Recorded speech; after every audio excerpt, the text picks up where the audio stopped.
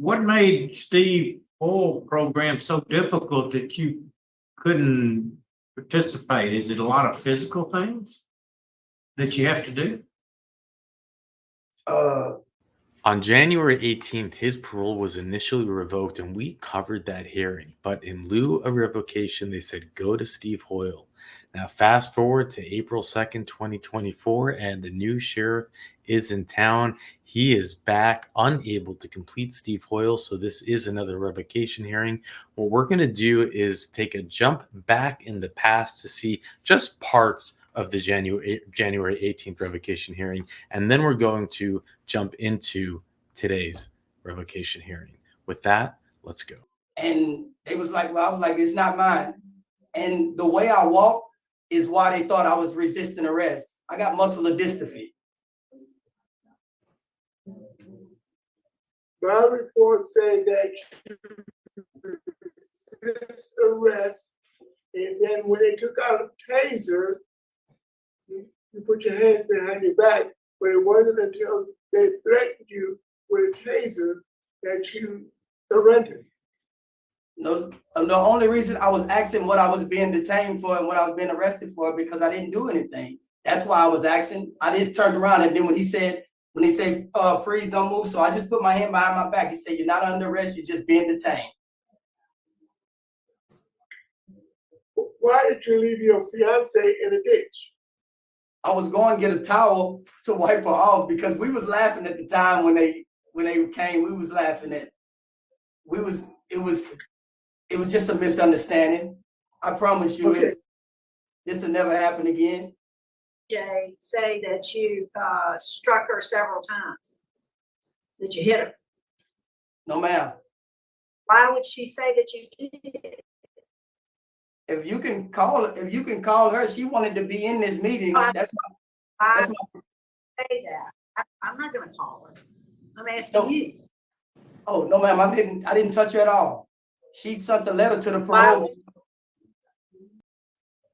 Alexander, can you hear me now? Yes, ma'am, I'm here. So my question was, and I'll be brief, she said that you struck her several times. Why would she say that? Did she make that up? She said that night she was. No, ma'am, I didn't never touch her. I don't know why. Why would she say that? I didn't ask you what you did. I'm saying, why would she say that you struck her several times? I don't know, ma'am, but I've been here the whole 5. That's all I got. That's all I got. Any Yes, ma'am. you want to say to us before we vote? Yes, ma'am. I'm glad I came because I didn't do anything, and I'm sorry for even having y'all here, but I'm trying to do better. I don't want my kids to see me in this situation again. And my fiance, we missed one. We supposed to have got married October 25th, and we missed one, and we got another one set. She said another one. I don't want to break her heart this time. I mean, we had a bad night, and that's all that was. And I never touched her. You can call, they got the papers and stuff. I love her, and I'm sorry, but I didn't do anything like that. It was just a bad night. And God bless you, and thank you. All right, we're prepared to vote. Mr. Roche. Yes, ma'am. Thank you, Madam Chairman. Mr. Alexander, Yes, sir. all the charges were either rejected or dismissed by the DA's office in the 14th JDC. But we have a history of physical violence. There was an eyewitness that saw the violence. You are a 4th felony offender. You've been arrested at least 4 times for domestic abuse. You have a conviction for battery. There's a lot of violence in your history. We have a full-term date about 2 years from now. My vote is in lieu of revocation, I want you to complete the Bossier Medium Domestic Violence Term Substance Abuse Program at Steve Hall. Once you complete those programs and you have no disparate write-ups, you will be released. You've been through this process before, Mr. Alexander, and based on, let's see, let me scroll to that page. You had a revocation hearing in January, right? Yes, ma'am. January 18th. And at that time, you were not eligible for appointed counsel, which is still the case today. Is that your understanding? Yes, ma'am. And during that hearing, you were accused of violating condition number 4, to which you pled not guilty. And then that's for the arrest in Calcasieu. And then accused of violating condition number 10, you pled guilty, and that had to do with your fees. Is that your recollection? Yes, And as ma'am. a result of that hearing, the board ordered that in lieu of revocation, you were to complete the domestic abuse battery program and a long-term substance abuse program. And after that order by the board, you were transferred to the Steve Hoyle program in Bossier. And we received March the 12th, we received correspondence from the nurse there saying that requesting your removal from that program because of your complaints about your medical condition. You want to talk to us about that? Yes, ma'am. I have muscular dystrophy and a hernia. Right. We knew about your medical issue at the time, I believe. Let me just tell you your case this morning. So we're here back revisiting the revocation decision. That's what we're here for today. So your case has been assigned to Mr. Tillis. Would you answer any questions he may have, please? Yes, ma'am. Good morning, Mr. Sugar. How are you? Good morning, Mr. Tiller. How are you? All right. What were the problems you had at the last facility that you were at? I have a hernia that been casing up, and it's like tangled with my muscular dystrophy. It's tangled up in my intestines, and it's real bad. And they didn't want to do the surgery, but I'm trying to get the surgery here, but it says it's going to be expensive. Okay, so you don't think you can do the program without the surgery? No, sir, because it's bad. You're in a lot of pain? Yes, sir. Because And they what do you- said it fell into my intestines. Excuse me. So what are you asking for now?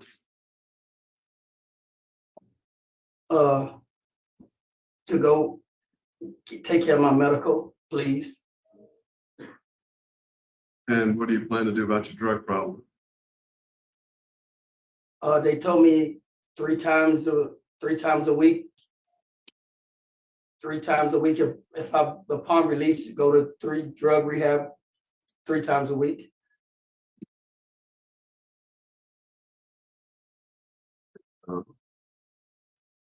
You guys have a question you would ask it? So, yeah, so after release, you were to attend 3 AA meetings. Yes, ma'am. That was part of the decision of the board at the last revocation. Yes, ma'am. I don't have any other questions. Mr. Prater, have any questions? What made Steve Hoyle program so difficult that you couldn't participate? Is it a lot of physical things that you have to do?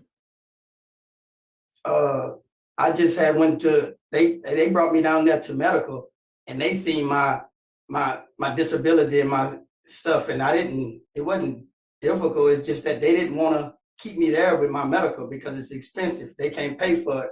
So they said the board was gonna, I took either the DOC or parole board was gonna have to pay for it. And they didn't, it was expensive to get the surgery and everything else. And I wouldn't have been able to participate in the classes with all the surgeries that they would have to do. So this wasn't your idea saying, I can't do this program.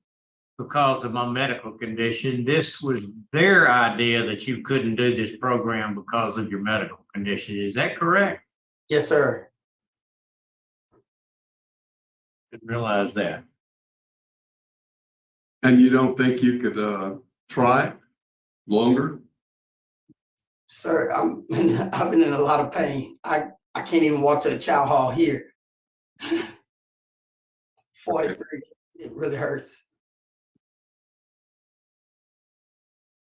Right. Well, I tell you what, let's hear from Ms. Leger. Ms. Leger, is there something you'd like to say to us? Well, good morning, Morning. everyone. Really, I want Sugar to come home. This is a really big misunderstanding. Yes, he was on parole, so there was a certain measure that he had to measure up to, right? And possibly not be involved in criminal activity or whatever the case may be, right? But he served the time that he needed to serve. And it's time for him to come home so we can put him in surgery, get him taken care of. And I know, like with parole, it's about rehabilitation of someone. And I think bringing him back home is the best thing at this time. Okay, thank you. We appreciate you joining us this morning. Mr. Alexander, is there anything Yes, you'd ma'am, like to thank say to us before we vote? No, ma'am. Thank you. All right. Are you prepared to vote? Yeah. Okay. Mr. Tillis? I think at this time, I'm going to vote to deny,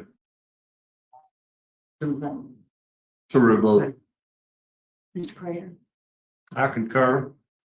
Mr. Alexander, I think that I agree with my colleagues. We gave you the opportunity, and of course, due to your medical issues, you weren't able to complete it. But I do believe DOC is a good place for you to be able to resolve your medical issues before you do get out of jail. My vote today also is to revoke with the recommendation you be moved to a DOC facility to get to address your medical concerns. Good luck to you, sir. Lieutenant Jonica, is he still there with you? No, ma'am. Okay, well, that concludes our business at River Bend. We're going to sign off at 9:10, and we'll ask for an expedited transfer. Good luck to you, sir. Ma'am.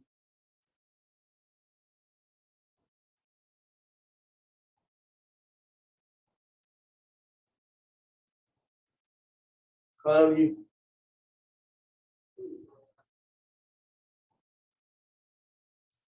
Love you. I am surprised that they revoked. I'll tell you why. And maybe this has something to do with the new governor. But I have always been on the understanding that it's about cutting costs, right? And you saw it with Steve Hoyle. Steve Hoyle's own program that has its own profits, that has its own agendas, and they don't want to take the bill of him putting him through surgery. So I thought when he would get sent back here that the parole board would also say, we don't want the DOC to take on the cost of the surgery. Let's send him out into the public. And, it's still the taxpayer, but it's not under our cost. It's not under our P&L.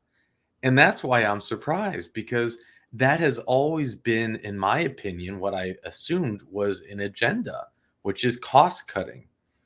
And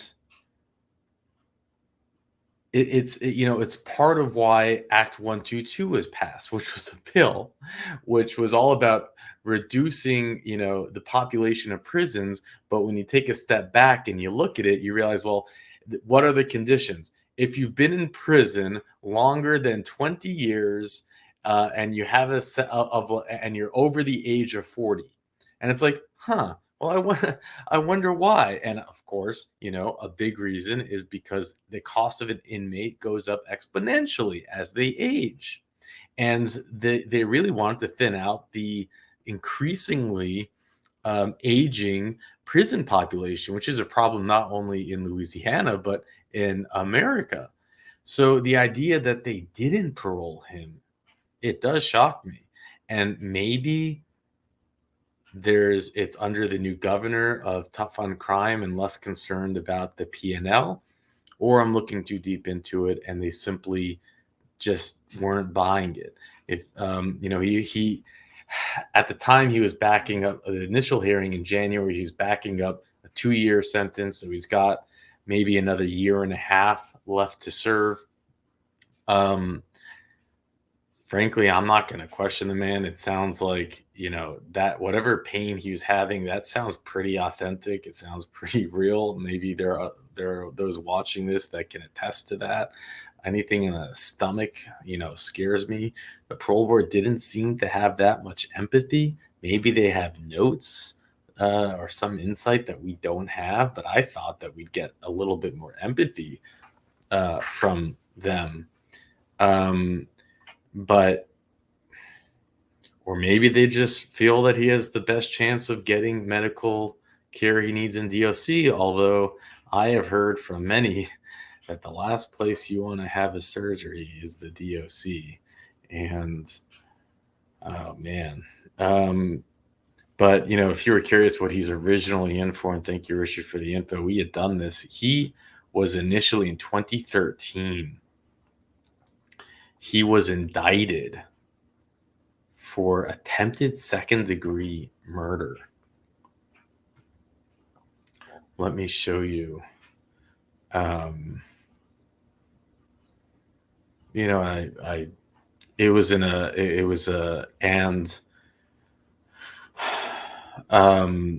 interesting though. Following the shooting, it was in Texas, the shooting, but they indicted him in Louisiana. And let me share my screen with you.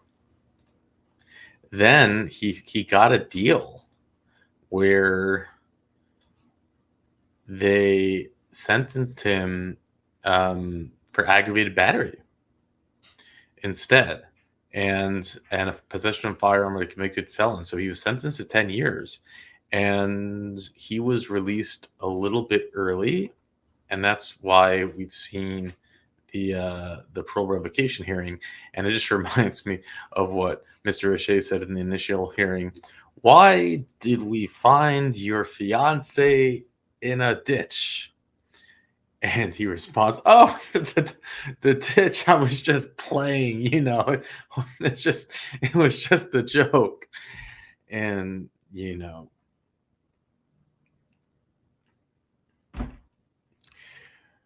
his fiance certainly wanted him out, but she's going to have to wait another year and a half. But as you can see, it's something that we see all far too often. But how do you feel about that? Do you think they should have released him to have his surgery or continue to revoke? I'm surprised that they didn't just.